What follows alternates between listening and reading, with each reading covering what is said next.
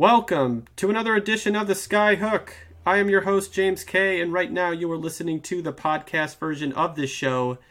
If you want to contact me or anybody involved with the show, you can always do so by emailing the mailbag, which is theskyhookmailbag@gmail.com, or you can tweet at me or the show's handle, and my handle is James_M_KAY, and the show's handle is at Skyhookin, which is SKYHOOKIN. As always, you should follow the Winsidr network on Spotify. They are doing some great work. There's so many great shows involved with that network. I highly recommend checking them out. I think Rachel Galligan and Aryeh Schwartz on their Winsidr show, they had Chelsea Gray on. I mean, how exciting is that? I'm so glad they got to do that. I haven't been able to listen to that one yet, but I'm going to. I'm so excited, despite that Chelsea Gray destroyed the Sky the last time out, and especially that fourth quarter. But hey, we'll get to it with Brian, who is always a pleasure to have on. I hope we get to have him on again later down the road. 10 more games, people. 10 more games until the playoffs. So yeah, let's not belabor the point. Let's do this.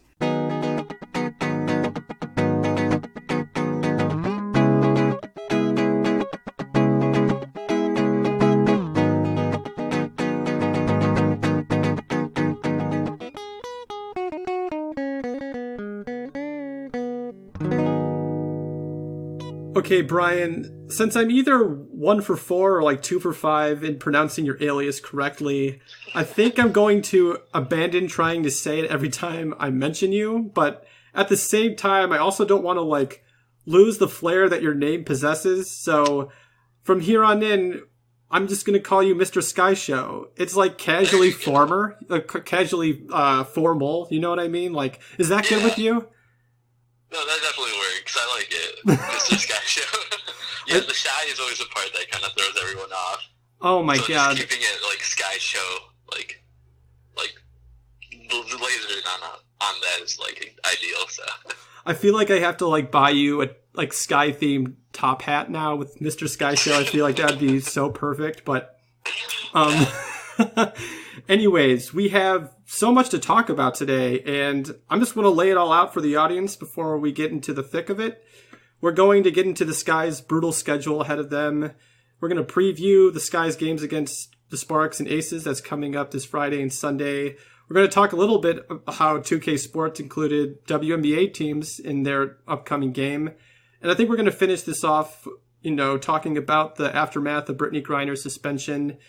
But let's first lead off with Jantel Lavender's injury, because that's, specific to Sky fans, and it's a huge loss for the team. But for those who didn't see it on social media or wherever you get your Sky news, last night the Sky put out a press release saying that Jantel suffered a left foot fracture that is going to sideline her for the next 8 to 9 weeks. And the playoffs start in September, and September 11th to be exact. So unless the Sky make it to the finals and go to Game 5, which I believe would be October 25th, that's according to the WNBA's website, I believe, Jantel is probably not going to be seen on the court again this season. Mr. Sky Show, how crushing of a blow is this? It's really huge. I tweeted out even that this was one of the top off-season acquisitions that happened this WNBA off-season. So this is a big part of the Sky identity that they really formed throughout the season.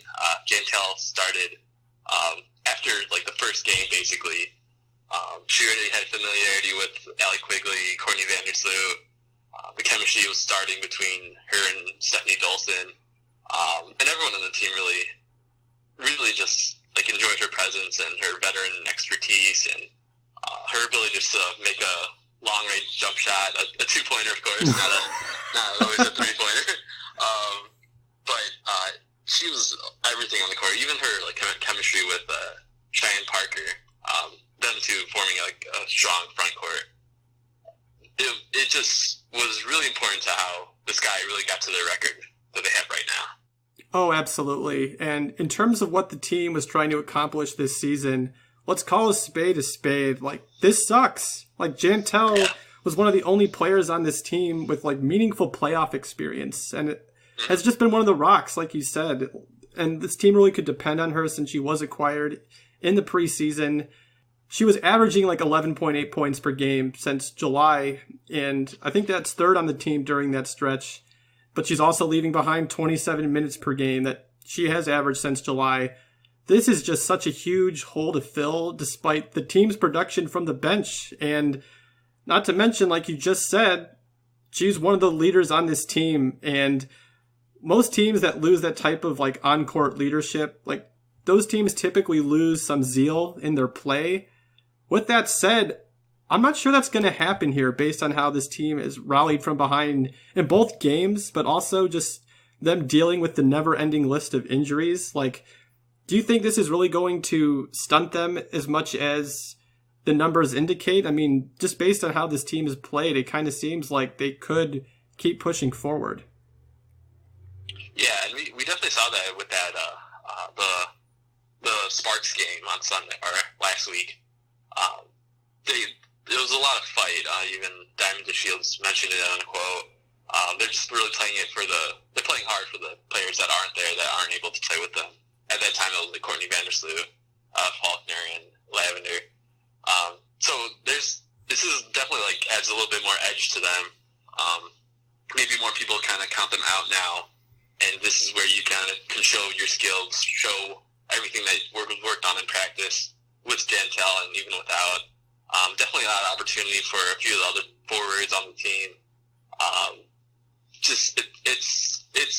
It's really a terrible thing that could happen in a season, but of course it can also be like rallied behind too. So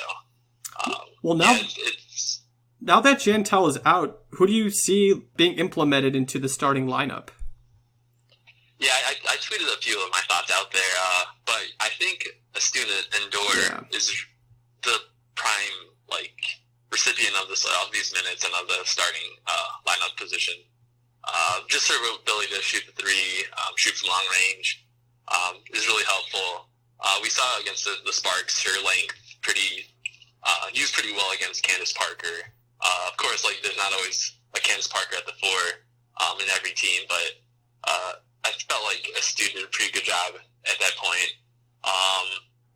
Yeah, and then of course this is just like a starting minutes. It doesn't really dictate what's going to happen throughout the whole game. Absolutely. And then the fourth, I can always really see Cheyenne Parker even getting the final fourth quarter minutes too. So it's really definitely a bit by committee, and there's definitely minutes out there where players can all produce and hopefully kind of gain some experience here. Brian, do you hear that buzzing? That is the Lou Hive swarming Wintrust Arena as the Sky prep for Friday and Sunday. All jokes aside, I don't think that starting Lou is the right decision. And as the fan of this show has heard me say over and over again, Katie Lou is going to be great in this league. And I mean, she has also looked so much better coming back from injury and just looks healthier, quite honestly.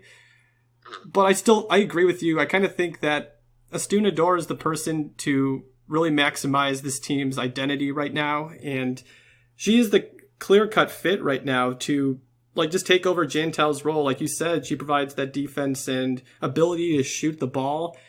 In terms of just trying to keep the ship steady, I just think that she needs to take over Jantel's minutes. But it's going to be interesting to see what they do in the next 10 games, because it's a really rough stretch for the Sky. Even with Jantel, anyone who's going to be taking over her minutes at the four is just going to be dealing with just a really difficult matchup every game, honestly. They have to go up against Awana Bonner and Elena Deladon twice. They have to deal with Candace Parker on Friday. And even though Asia Wilson will be out of this contest, I just feel the drop-off between her and Derica Hamby hasn't been steep. Derica Hamby has been putting on a show this season, especially since Asia Wilson has been out. But even before then, she was probably in the running for Sixth Woman of the Year. But then there's also these other smaller matchups like Nafisa Collier. She had her best scoring output of the season in her first game against the Sky. All of those difficult matchups are going to exist when the Sky play their next 10 games. And I haven't even mentioned that they have to go up against the Sun again. Like, there just isn't much room for, like, experimenting with these lineups since the seeding for the playoffs are going to be determined in the next 3.5 weeks.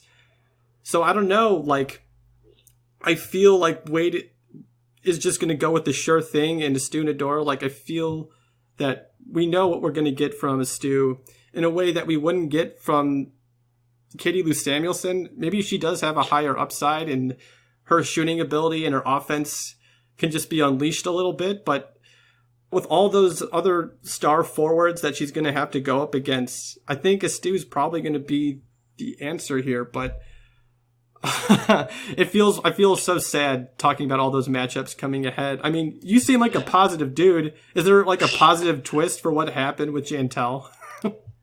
I think a lot of maybe my a little bit of optimism is kind of just getting those minutes out there for the younger players, Stu included. I forget her age, but I think she's like the mid-20s or so, but she's still a fairly young player. She's still, I think, still in her like 5th or 4th year in the league, and this is also her contract year too. So she has there's been opportunity. This is a good opportunity for her to kind of develop and kind of show her skills a bit more. Katie Lou Samuelson also just going out there, getting minutes, feeling like the defenses, and really just getting that confidence to shoot when she's out there. All these, it's kind of, there's going to be a bit of committee work that needs to be done by the team, by the forwards in the post, to get kind of answers. Definitely, any of Wade's decisions he's going to make for this like 4th power forward spot, it's going to be tested really, really difficult. Like with as much, like it's going to be really hard, basically. Yeah. Build this power forward spot, and everything's going to be tested really well. And some things might not work some nights, and that work other nights. But I think that's where the team kind of just keeps having to rally together and like kind of show what they're worth, just collectively.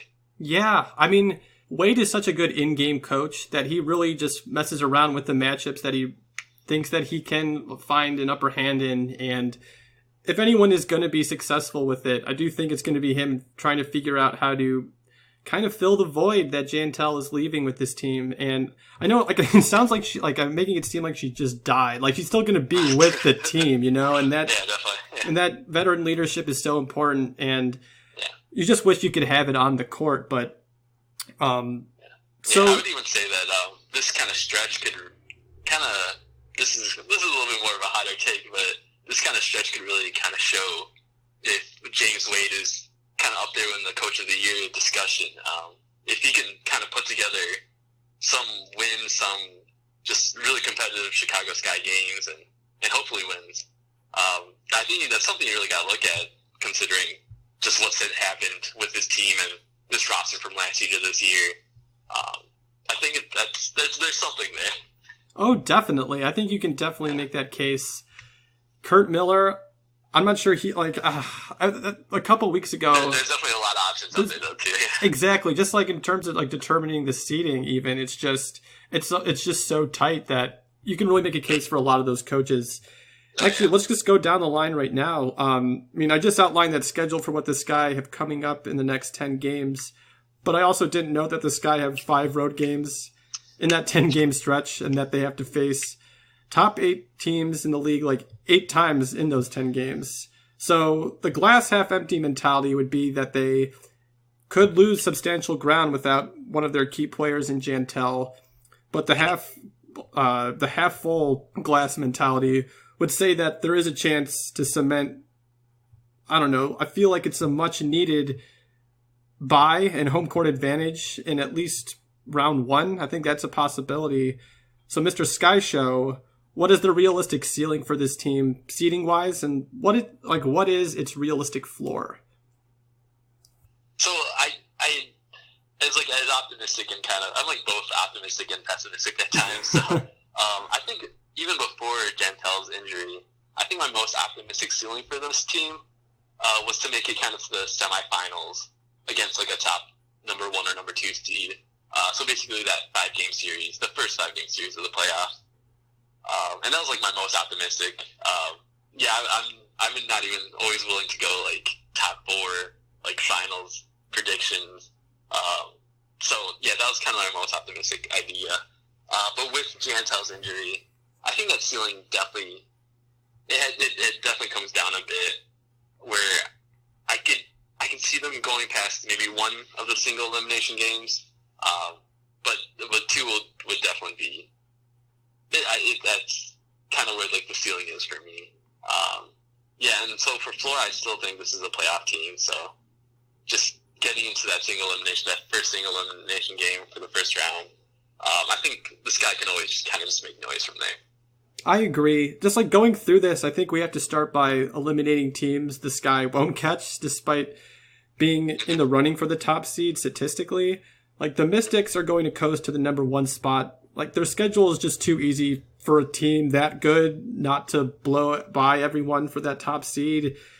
I mean, they go up against the Liberty and Wings twice and the Fever once. That is enough for them to seal the deal there. It gets a little bit more interesting though if you just look through the schedules of the, these top 5 teams. Connecticut at the 2 spot, it's not completely secured. I mean, they have 5 of their 10 games on the road.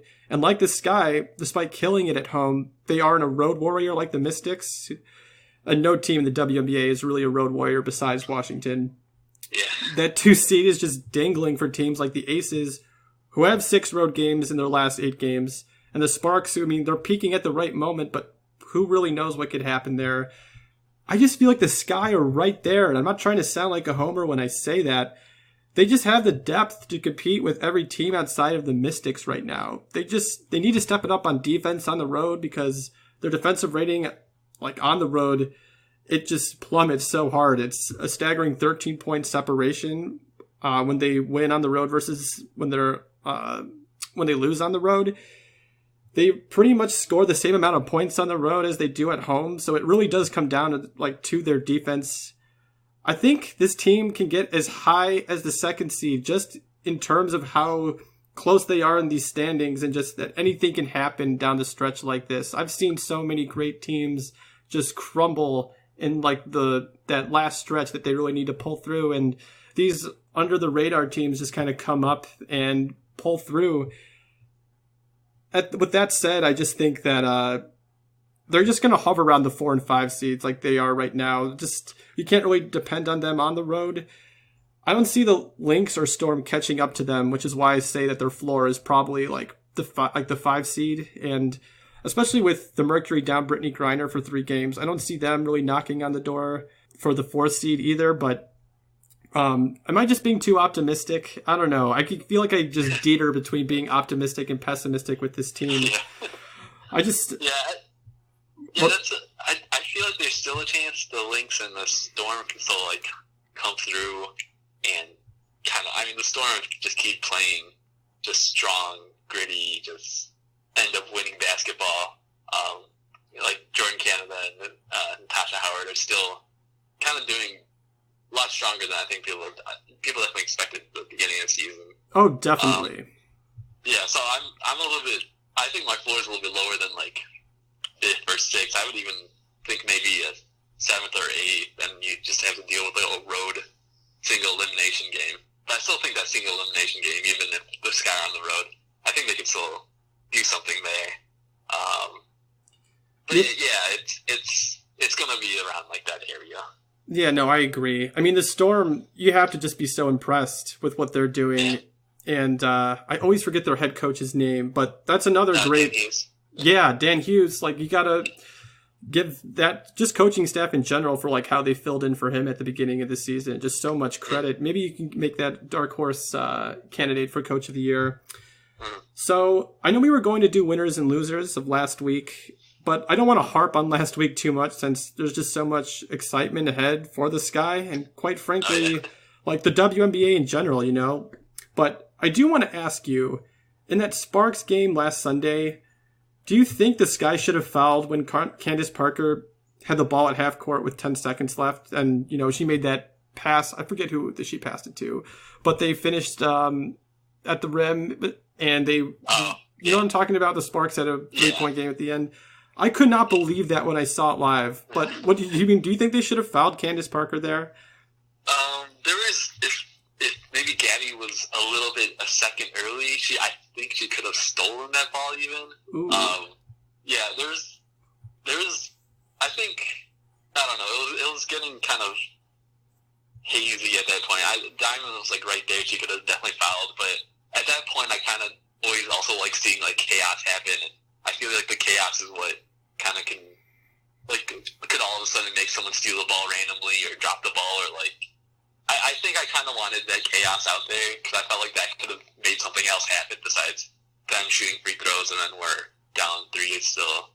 But I definitely get your frustration, but I think I like chaos out there. No, but it didn't work out, so.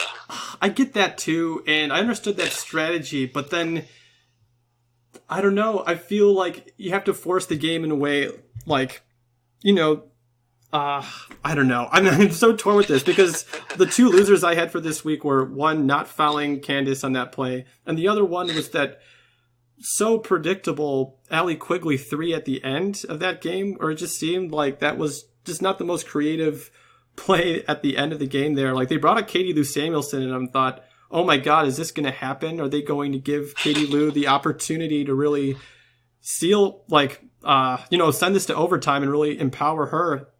And that didn't happen. It just seemed like that was the most obvious play they could have drawn up there with Allie Quigley, one of the better 3-point shooters ever, not like, trying to spot up and, she got double teamed at the end there.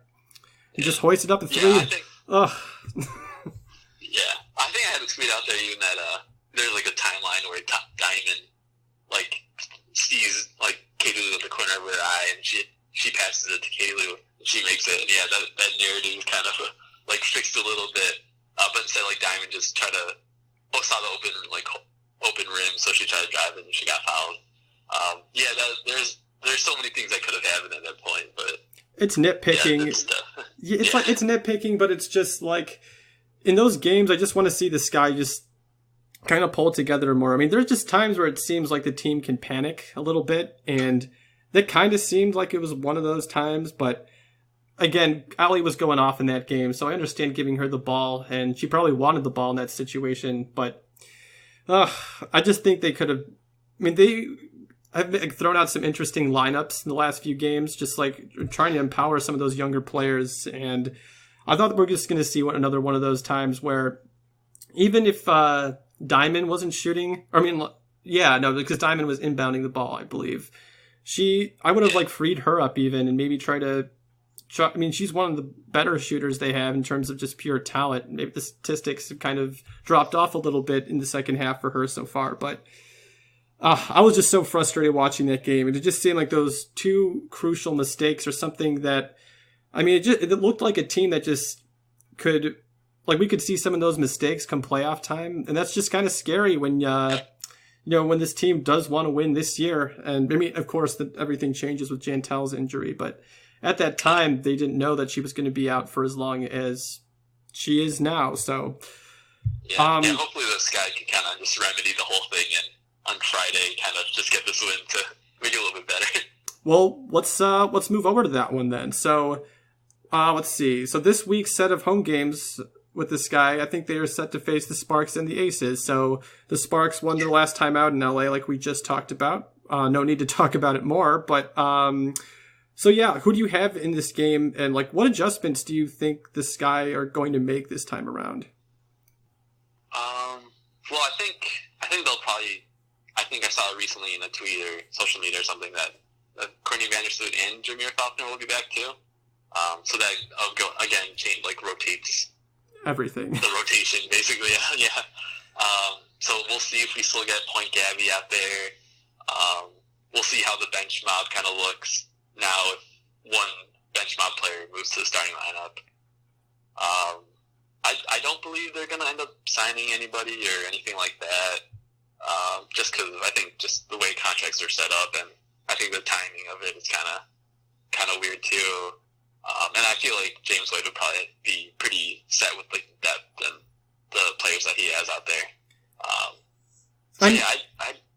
I was just gonna say, I feel like it'd be kind of a slap to the face to all these great bench players too if they just signed someone else and expected that player to come in and contribute right away, you know? Like, that doesn't seem like the best recipe for success.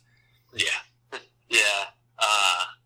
Yeah, so I don't know if there's anything too drastically different they could do from the last game. But actually, I was wondering, like, kind of what happened from that first quarter to second quarter. Do you have, like, an answer to it? I was kind of watching it, and just kind of all of a sudden that lead kind of just disappeared. For a team that's so gritty and resilient, sometimes I kind of feel like they feed off of that resiliency and trying to come back. And sometimes, like, those teams have a hard time maintaining leads. They just seem like to lose a little bit of their aggressiveness. I actually almost tweeted that out during the game. Just sometimes that energy can fall off. And I do think this team does thrive on just being the underdog and just kind of scraping back into things. And it's a dangerous formula to continue to try to do that. But yeah, I mean, honestly, when you lose your point guard that really is the heart of the team and facilitates the offense, I mean, think about it. If your offense is, not producing in the way that they're, then the offense is not peaking in the way that Courtney is able to do, that also affects the defense on the other end where you're not set up right away because maybe a costly turnover will just mess with the whole flow of the offense. And like, it's hard because Courtney is so great because she's able to run in transition, but like her half court offense is also something that she really does take time out of the clock. So I do think that's also something that really hurt the team. And also just a lot of stupid contested jump shots. Like Gabby shot the ball too much. I think that was something that during that game I was just so frustrated by because that's not her strength. She's more of a slasher. And I think her future is more of a, what is it? Drive and kick. That's what it is. She's more of a drive and kick specialist. I think that's where she's going to be her most productive if she does continue to be a point guard. And James Wade did say at one point during the season that Gabby's future is being a point guard. Maybe that was just, again, trying to make her feel more comfortable in the role. But I think that the team really did lose its energy. And there was just so many dumb shots during that game. Like, Jantel, man, like, oh wait, no, she wasn't in that game. I'm trying to think. There was some dumb shots during that game where he can't be successful, especially against a team like that, and take as many dumb shots as they did. That said, I mean, again, it really does show where this team is at, being able to just claw back and, they know when to bring it. And I think that is a plus and a minus for this team. I don't know if that's the answer you were looking for, but that's kind of what I noticed. So wait, who do you have in this game? Well, it's kind of like another Candace Parker homecoming. Ugh. I know. I think I even tweet about. I think I tweeted her at one point about Portillo, or she keeps tweeting about Portillo's whenever she comes to Chicago. So we'll probably see one of those again too. I did also say before that ideally the Sky steal one of these 4 games. So they've already done that kind of with that first Aces game. So I kind of going against the Sky in this one and thinking LA still comes out with their depth here too and comes out pretty strong in this one. I just feel like I think it's Sky lose, yeah. Yeah, I feel that. Like, the Sky are just a different team with Courtney Vandersloot running the point. And they are just a team that despite that rough losing streak at the end of June, I believe, they just have shown that they can bounce back after tough losses. And that really was a tough loss like we just talked about. And I think they do that here. Like in the last 5 games, they've averaged 90 points per game. And their opponents have surrendered the 4th most turnovers in that span. This defense can be stingy at home, and I think we're going to see that this weekend in both games. It'd be hard for me to see with them getting Sloot back. And, I mean, I do think that losing Jantel is going to be huge for them. But they still were in it without her in the last game. So I do think that the Sky pulled this off. It's going to be a close one, though. I mean, Chelsea Gray, oh my God. Chelsea Gray is just unbelievable. Every time I watch her play, I'm just blown away by something new that she shows on the court. It's ridiculous. I mean, I thought that Gabby would be someone that could really shut her down in that last game, but, 26 points. I mean, I think most of those came in the second half, if I remember correctly. But next Sunday, though, the Sky take on the Aces. So who do you have in this one? And, do you think we're going to see a different lineup from Wade in this one versus what he puts out on Friday with with Jantel no longer being in the mix, and they're going to try to figure out what they want to do as a team? Or do you think he's going to try to establish some consistency with that starting group? Yeah, that's a good question. I think I'll probably start with the consistency, though. I think, I still think the ideal lineup would be Indoor starting at the 4, and then Cheyenne off the bench. And I think I even saw that it's a potential game that A'ja Wilson could come back to, so that might factor into things. But is that true? I thought I saw that she was still sidelined for quote unquote weeks, but I read that last week. So there is a possibility that A'ja comes back in this game. Yeah, I think I saw it recently from Aces reporter. Interesting. Whose name I forgot, but I think I tweeted out there somewhere. So that's a potential changing thing in this game. And then this is the Aces' first time in Chicago too. And I think a lot of the Aces players it's basically the Aces are basically the most trendable team in the WNBA right now, I think. So I think I'm expecting a pretty big crowd on Sunday too. And then it's Liz Cambage's first time in Chicago this year. So I think that's a lot of energy, a lot of Sky fans. Skytown's going to show up. And I actually think that Chicago gets another one from the Aces, and I think they win this game. I think so too. And I love what the Aces are doing without A'ja Wilson. And I went to this with my notes thinking that she wasn't going to play in this game. But seriously, like I said before, Dearica Hamby is just a matchup nightmare with her defense and newfound shooting ability. My gut is telling me too that this has a potential to be a big Liz Cambage game. And with that said, I do think that Wade can draw up a scheme to limit her. That's something that we've seen him do many times around all the star players that the Sky faced this season. The problem is, though, is that Liz's court vision has been fantastic this season. And I mean, her turnover rate has gone up, but her assist rate has also gone up this season. And she's just she's also playing with a star-studded cast with the Aces. Having A'ja Wilson and Kayla McBride and Kelsey Plum in the backcourt doesn't hurt to have when you're trying to find people to, rack up some of those assists. But I do trust Wade in this one, and I don't think we're going to see another Allie Quigley 4-point I don't think we're going to see another Allie Quigley 4-point performance like she had the last time out. That's just not something that we see from her that often. I think that this is another tight game that is decided by 5 or fewer points.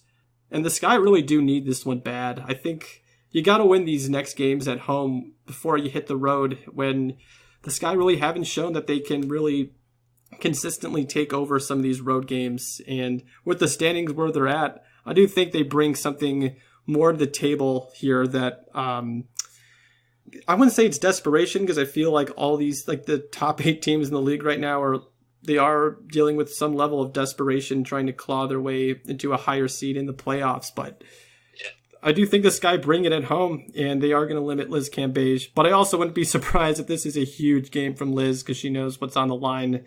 And maybe having A'ja Wilson back, just maybe she's a game time decision, and then she's inserted into the starting lineup, and that gives the Aces some a spark plug that happens even before the game. You know what I mean? I know that's a weird way of phrasing it, but she can rejuvenate this team that doesn't need to be. Again, to keep saying it over and over again, Dearica Hamby is filled in really nicely for her, but there's something about having one of your stars back and someone who's really stepped up as a leader on this team. And these games with the Sky and the Aces have been decided by 8 or less points in the last 2 matchups. And I mean, the Sky lost in that 8-point game in the first time around in Las Vegas, and the second time the Sky won by 3.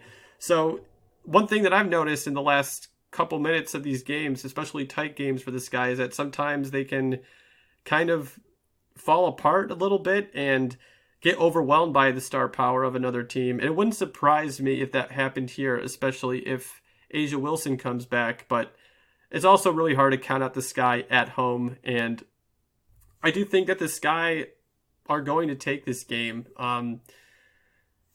So, Brian, I actually have been dying to do this next segment with you ever since I saw it on Twitter, because I think it is a big deal for the league.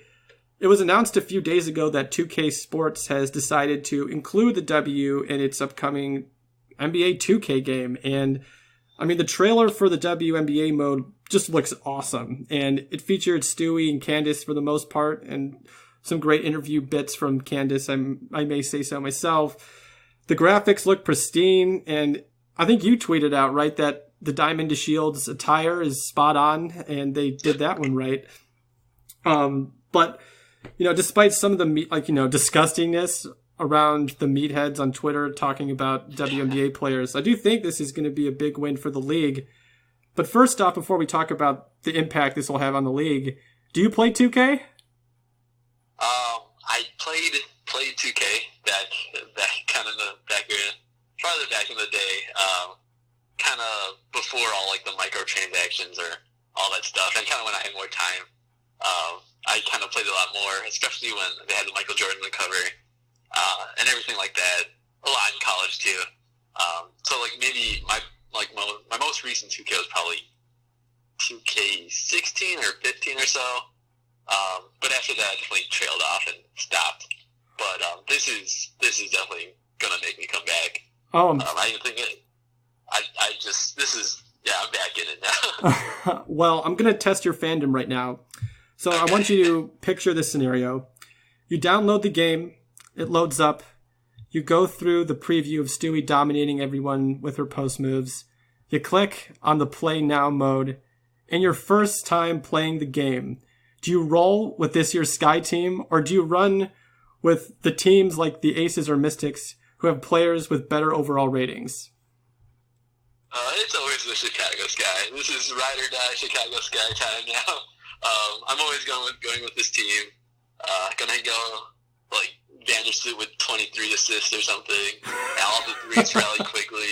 Diamond to Shields, blocking everything and going for it all. Yeah, it's all the time Chicago Sky. I might even just do Chicago Sky versus Chicago Sky just to get all the Skytown feeling into it.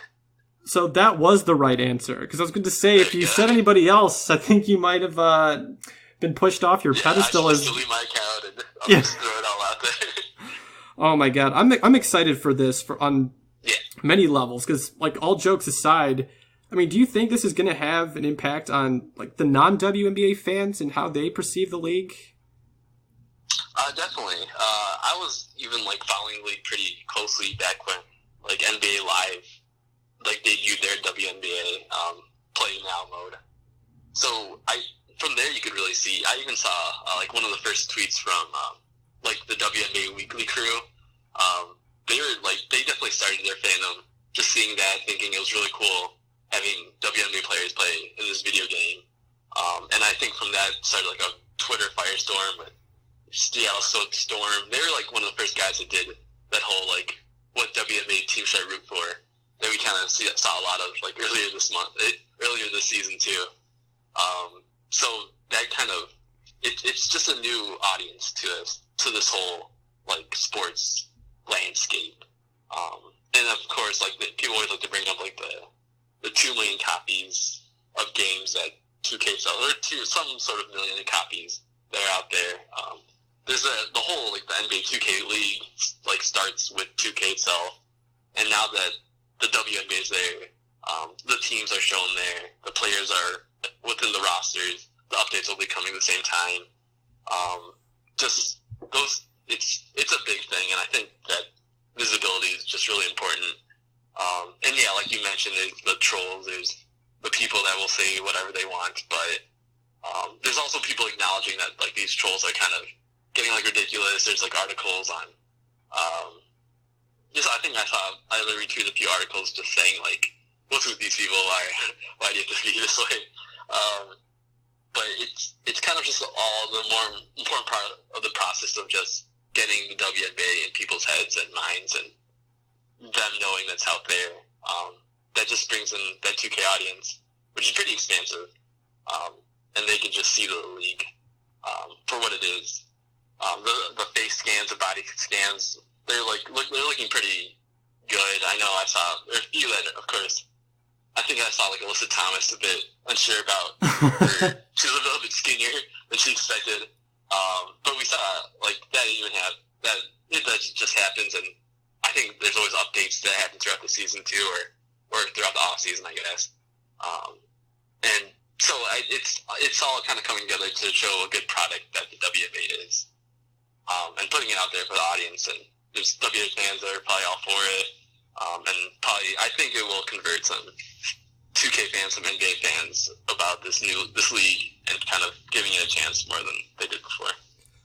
I agree with you so much on this, and on so many levels, though, this is so it's very important that this happened. I know that probably it's a video game that a lot of people are saying, like, come on now, how much can that really influence people's behavior? And in terms of, I don't know, I think that this could do so much in the long term if casual gamers just start attaching themselves like onto individual players that they play with in these games. They're going to, I mean, again, like, they're going to be the morons who use the WNBA mode to make misogynistic jokes from the 1960s. But I do think there will be people who play the mode and start developing relationships with some of these players. Like, I'm going to sound like a dork here, but when I played my player mode back in the day, like, and if you don't know like what that is, it's a game a game mode where you are a prospect drafted onto an NBA team and you build your ratings through practice and games. But in that mode, when I played it or whatever, I developed like a weird connection with the Utah Jazz because I played with that team in my player so much, and I got familiar with like the bench players on the team and like weirdly the coach. But like, of course, I value my off time more than that now. But the younger generation growing up with this game could also establish that similar connection like that I just described with some of the superstars in the game. And business is all about generating narratives around your product. And this game is definitely going to help with that. And people who have bashed and demeaned women's sports can be given the opportunity through this medium to see that these are world-class athletes that they are watching and are playing with in terms of the video games. And I mean, representation in sports goes beyond what happens on the court. I mean, this popular medium is something I think can really give current and future athletes the recognition they deserve. And even women who aren't interested in video games or sports should just be thrilled about what 2K is doing here, because I do think these little things can have such a huge effect on our perception of women in sports. But I'm excited for it. I can't wait to mess around with Diamond to Shields and Ellie Quigley when I buy the game. I haven't bought a 2K game in a long time, but I don't know. Do you feel like this is like a big moment, not even just for, you know, female athletes, but just women in general, just being more represented in this area of sport? Yeah, definitely. It's good that everyone should have a chance to get anything, or everyone should be able to get like represented and shown out there, especially in this medium too. And what you mentioned about like the people that have a lot of free time to play video games, a lot of them are like kids too, and kids kind of see this and kind of just understand that like there should be everybody in this video game, not just the NBA, but and WNBA too, and kind of growing their fandom from there. It all makes sense, and I feel like it's very important. I mean, look at what we just saw with the U.S. women's national team. There is a lot that we can take away about the power that they had on how we view women's sports, and especially with children. Kids are impressionable, and when they see a wide array of people, whether that is a male, female, or transgender athlete, that is something that they are going to soak in and hopefully normalize and internalize, and that just shapes their worldview when they're able to see different types of people playing sports.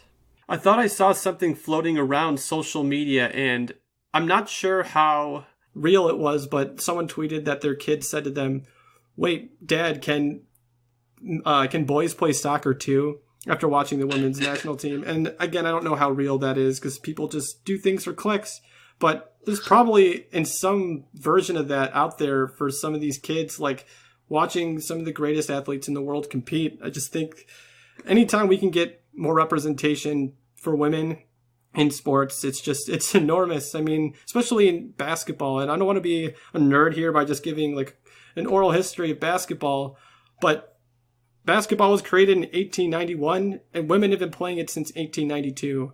How many leagues have been out there for women to actually participate in? I mean, I think I can name one off the top of my head, the ABL, with shout out to the Iowa Cornets if anyone's out there who's participated on that team. But, you know, men have been able to play basketball since the late 50s, and women didn't really get their own league until the men's league was prioritized and was successful, and then people decided to pour resources into the WNBA, and it was successful. And the reason for that is because these people, like, women can play basketball. Like, I don't understand like this argument that they can't.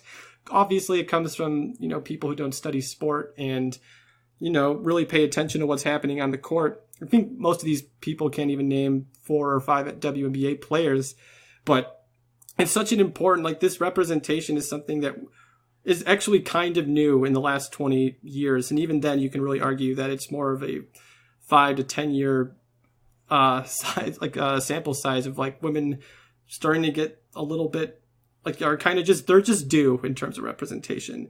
Sorry to go off on that rant, but I just thought it was important to point out there that there's so many possibilities with this game. And like you said before, like esports, it's booming right now. And you have, you know, I wonder like what the possibilities are there in the 2K league that we're going to see some WNBA teams being played with, and some of these higher end gamers who have thousands, hundreds of thousands of viewers. So it's a big thing. That's all I'm saying. I'll let it go. I know people don't want to just hear the politics of all this, but I do think it was important to point out. So I do think the biggest topic from this past week that circulated around sports culture is what happened with, like Brittney Griner and Christina Anigwe. Am I saying that correctly? I always feel like I mess it up. Yeah. So all of you probably know what happened, but just in case you didn't, things got chippy between Griner and Anigwe, and it led to a bench clearing fight that featured Griner punching Anigwe and actually making contact with an official. And Griner was later suspended for 3 games, while Anigwe and Kayla Thornton, who was involved in the altercation, got 2 games in their suspension. Griner said after the game, after her suspension was announced, I should say, this quote: "Does it impact my career in the WNBA? Yes, it does. Not right now, not this second, but how long I go? Yeah, it's definitely going to affect it. I mean, I love playing for the Mercury. That's the only reason I'm playing here right now. Definitely not playing for the W. The W don't do nothing." Brian, how big a deal is this quote, and do you think the WNBA made a mistake with the length of the suspension? It's a big quote. She's a star. She's a number 1 draft pick. She was part of like the 3 to C, and for her not to be like continuing with the WNBA would be pretty tough. But there, like this season that we've seen stars not with injury or with other pursuits, without stars being there, we do have other players kind of show up and show out and show kind of what they have. Erica Wheeler is like an easy one that comes to mind just from that All-Star game, but just from her story of just not sure if she wanted to continue doing like the professional basketball route, but through like a network that included like Erica De Souza, a former Chicago Sky player, that she got back into it. She got into some training camps and kind of developed. It's tough to not have stars, but there's still players that really committed and really want to like just further themselves in their professional basketball career. So I kind of see both sides of it where, yeah, just the good and bad of both sides of it all. Yeah, and your other question was the 3 games were, I think even Brittney Griner said like that she's fine with the 3 games. It was more so just everyone else, or the Anigwe and Thornton kind of getting that same length of suspension. Yeah, they're pretty.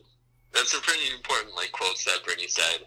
I think I recently, earlier today, also read a Michelle Bopel from ESPNW article saying, like, these are important quotes, and hopefully the commissioner, this is like this impacts the commissioner in some way, that she talked to the players. Both Brittney Griner and even also recently the Liz Cambage Players Tribune article about mental health, and all that, the news that's coming out. There's just a lot of conversations that need to be had, about this whole thing.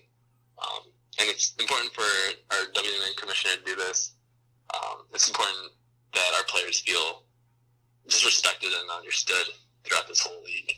And it's fixing it and kind of making sure it's at the right places. It's a tricky situation.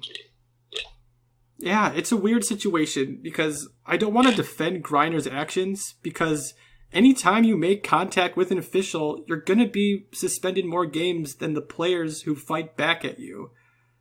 That said, I kind of think the league should have suspended Griner the same amount of games as the other two, just because I think they have to play the long game here a little bit. And there's some people saying that Griner was just, is just saying what she said because the incident just happened, and that those feelings of animosity are still fresh. And, she's losing 3 games of, really meaningful basketball at the tail end here. I mean, the Mercury are in 8th place right now. I believe that's where they are as they currently stand, and she's going to miss a game against the Sun.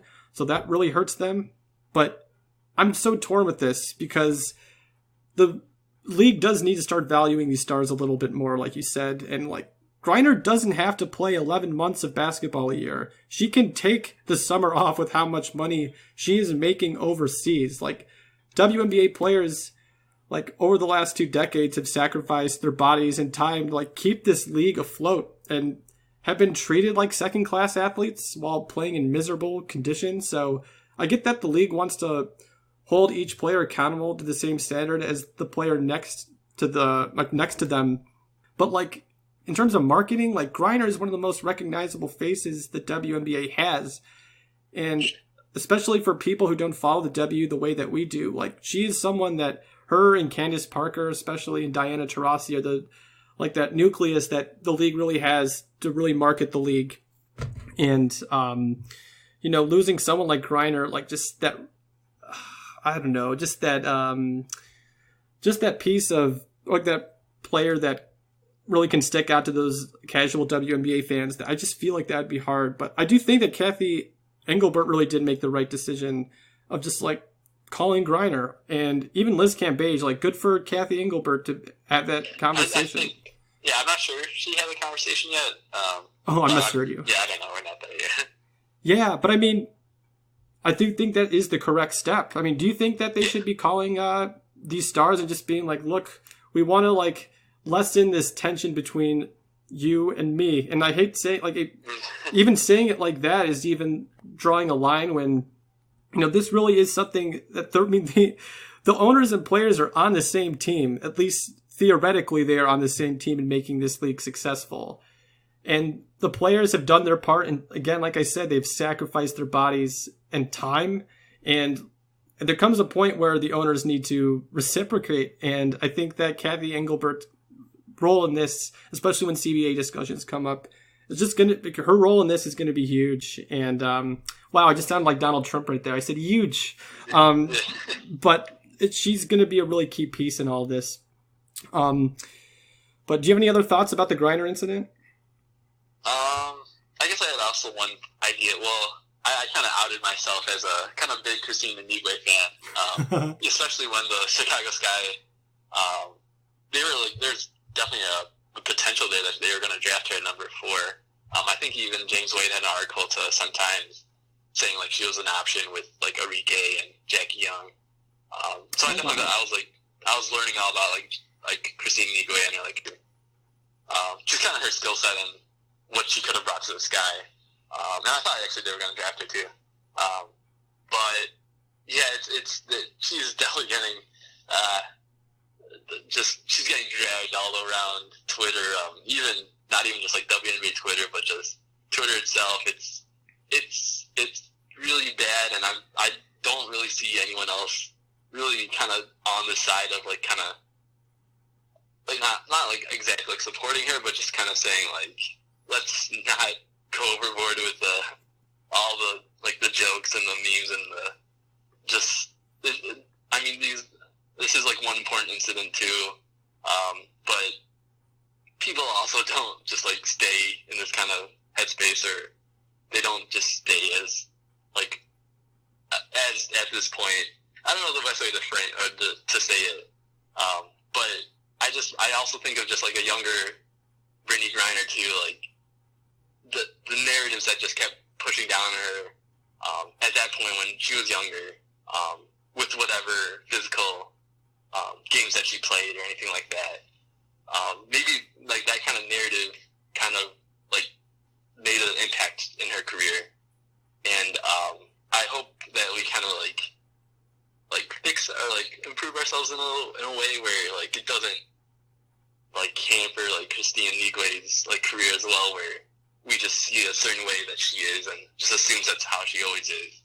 Like these are people that people get angry, people get like have all different kind of emotions, happy, sad, frustrated. So I don't love all the Christine Nigue dragging jokes. The people definitely get the jokes off. I'm not gonna like tell someone to stop saying something that they want to, but just know there's like a person there still too.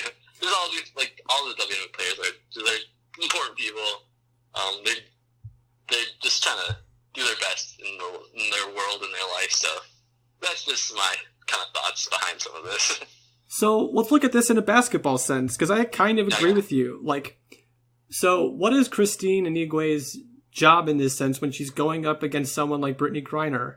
When Brittney Griner is one of the most dominant basketball players we've seen in this league, and I think she is better than Christina Nigue. I don't think that's a hot take right now. If you're Christina Nigue, you want to get in Brittney Griner's head, and maybe since you're a smaller player, you can kind of like you have to be a little chippy and play a little physical. And I mean, maybe she did take it overboard. I think after this show, I'm going to go back and look at some of that incident and just see like in the prior games with the Wings and I think it was like the prior games with the Sun.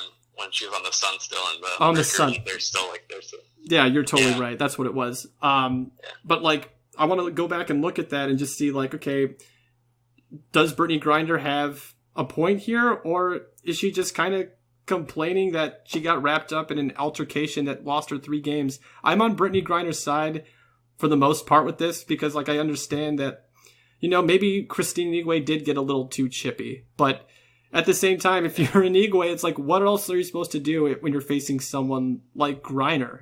Like to tear.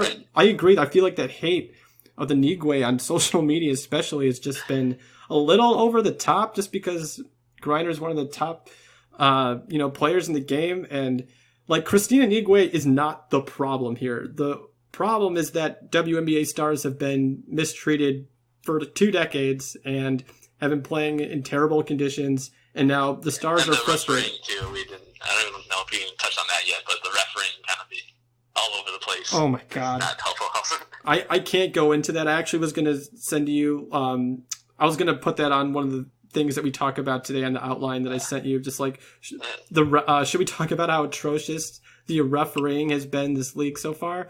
I couldn't. I guess I'm just too mad. I can't delve into that right now. It's crazy to me just how. I mean, I think refereeing is like one of the hardest things to do, because it's especially how fast these players have become. Like, we're not refereeing the same games like we were even like 10, 20 years ago. It's just these players are just so quick.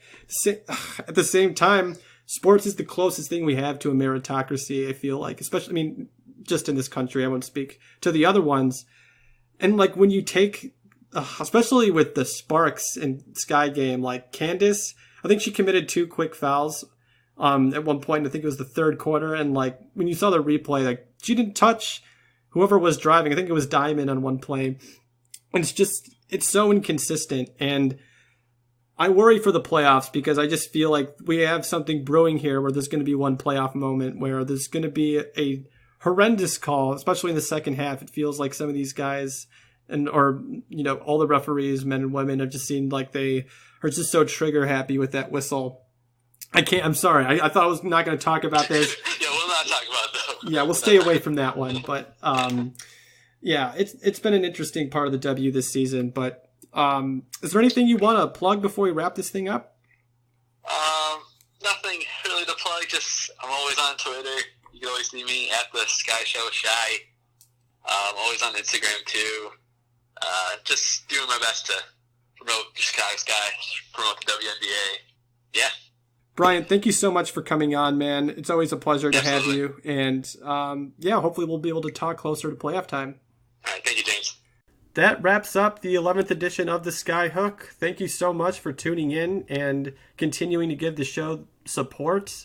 It really goes a long way here. And if you could even go a step further by rating and reviewing the show on Apple Podcasts, Podbean, Spotify, or wherever you get your podcasts, it would really go a long way for the show. And as always, if you want to contact anyone involved with the show, you can always do so by emailing the mailbag, which is the skyhookmailbag@gmail.com, or you can always tweet at me or the show, and my handle is James_M_KAY.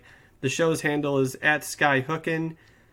And like I mentioned at the top of this, there's so many great podcasts coming from Winsidr's podcast network, and I can't thank them enough for allowing the show to be a part of it. So yeah, check that out. And thank you so much for joining me here again. And until next time, my friends.